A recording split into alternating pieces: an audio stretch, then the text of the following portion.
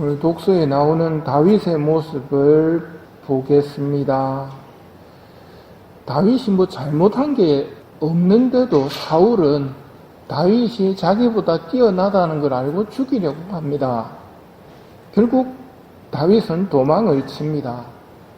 도망친 다윗을 군대를 동원해가지고 잡으러 옵니다.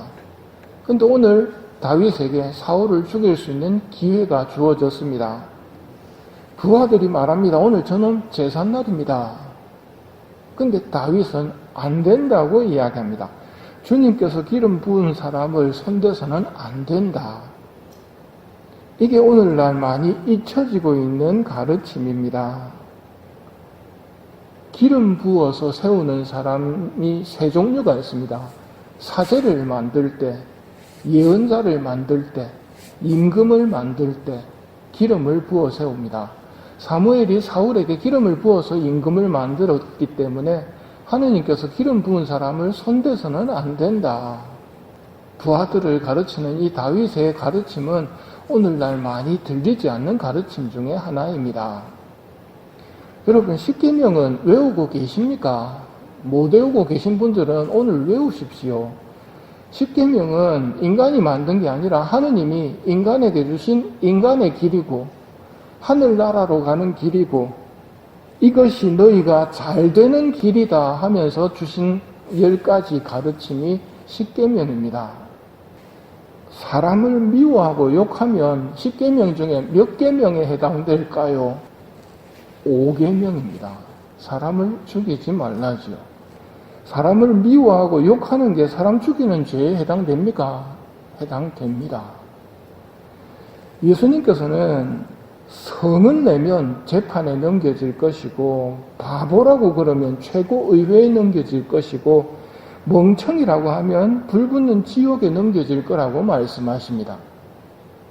단어가 중요한 게 아니라 미워하는 마음으로 상대편을 그렇게 부르게 되면 사람을 죽이는 죄에 해당된다는 말이죠.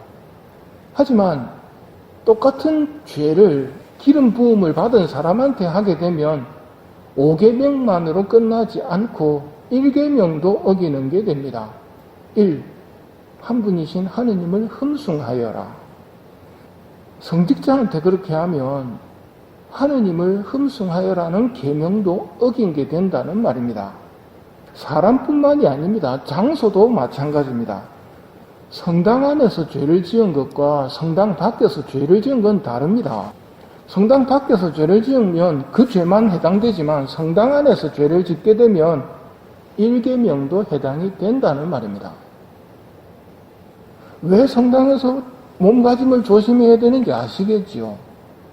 거룩한 장소에서 하느님의 집에서는 같은 죄를 짓더라도 밖에서 지은 것과는 다르다는 말입니다.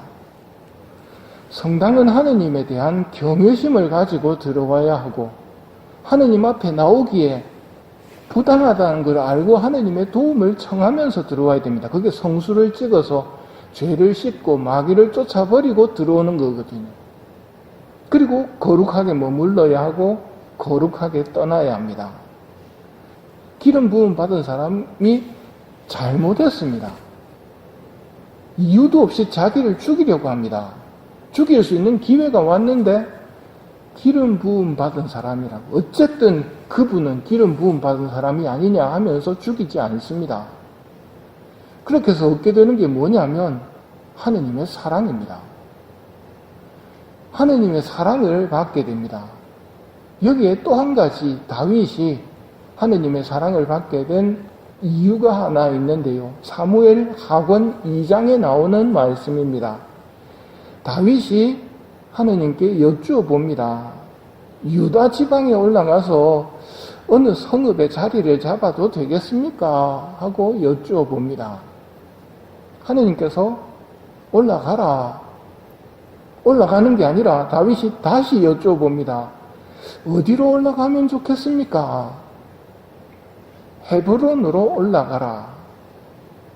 이게 다윗의 위대함입니다. 내가 어느 곳으로 가야지 하고 이사를 가는 것이 아니라 크고 작은 모든 일에 있어서 하느님을 잊어버리지 않습니다. 그리고 하느님께 여쭈어봅니다. 올라가도 되겠습니까? 어디로 가면 좋겠습니까? 이런 사람이 다윗이었고, 그래서 다윗은 하느님의 사랑을 받을 수밖에 없었습니다. 40년 동안 이스라엘의 최전성기를 다스린 복된 임금이 되었던 이유가 바로 이런 것들입니다. 하느님을 공경하고 하느님에게 속한 모든 것들도 공경을 하고 크고 작은 모든 일에 있어 하느님께 여쭈어보고 하느님과 대화를 하면서 살았던 사람, 이게 다윗의 위대함입니다. 오늘 복음에서는 예수님께서 산에 올라가 12사도를 뽑으십니다. 12사도를 뽑으신 다음 그들을 당신과 함께 지내게 하시고 그들을 파견하시어 복음을 선포하게 하시며 마귀들을 쫓아내는 권한을 가지게 하시려는 것이었다라고 뽑으신 이유를 설명합니다. 뽑으신 이유 중에 첫 번째가 뭡니까? 첫 번째는 그들을 당신과 함께 지내게 하시고입니다.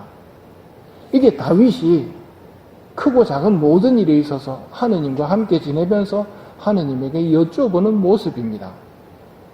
이거 얼핏 지나가기 쉽고 그냥 복음을 전하고 마귀를 쫓아내는 게 사명인 것처럼 생각하기 쉬운데요. 첫 번째는 당신과 함께 지내게 하시고입니다. 이게 사도들의 소명이자 우리 신앙인의 소명입니다. 여러분들 세례 받으신 이유가 모르겠습니까? 첫 번째로는 당신과 함께 지내게 하시고, 두 번째로는 복음을 선포하게 하시고, 세 번째로는 마귀를 쫓아내도록 하셨습니다. 여러분, 마귀 쫓아낼 수 있습니다. 도움을 받으면 훨씬 더 쉽게 쫓아낼 수 있겠죠. 그 도움 중에 첫 번째가 스카풀라와 성물들, 성수, 이런 것들을 사용하시면 마귀는 무서워 떠납니다. 자주 여러분의 성수를 뿌리십시오. 마귀를 쫓아내시고 그것을 성모님을 통해 하느님께 봉헌을 하시면서 마귀를 쫓아내셔야 됩니다. 복음을 모르는 사람에게는 복음을 전해야 합니다. 삶의 의미를 모르고 사는 거거든요. 하지만 더 중요한 것은 당신과 함께 지내게 하시고입니다. 대화하면서 지내십시오. 하느님을 성당에서만 기억하는 것은 우리가 불리운 소명이 아닙니다. 다윗처럼 항상 하느님과 함께 살아가는 것이 필요합니다. 하늘나라 들어갈 때까지는 하느님을 경외하고 하느님과 관련된 거룩한 것들에 대한 경외심을 가지고 살아야 합니다. 크고 작은 일에 대해서 늘 하느님께 말씀드리고 하느님의 말씀을 들으며 살아가야 합니다.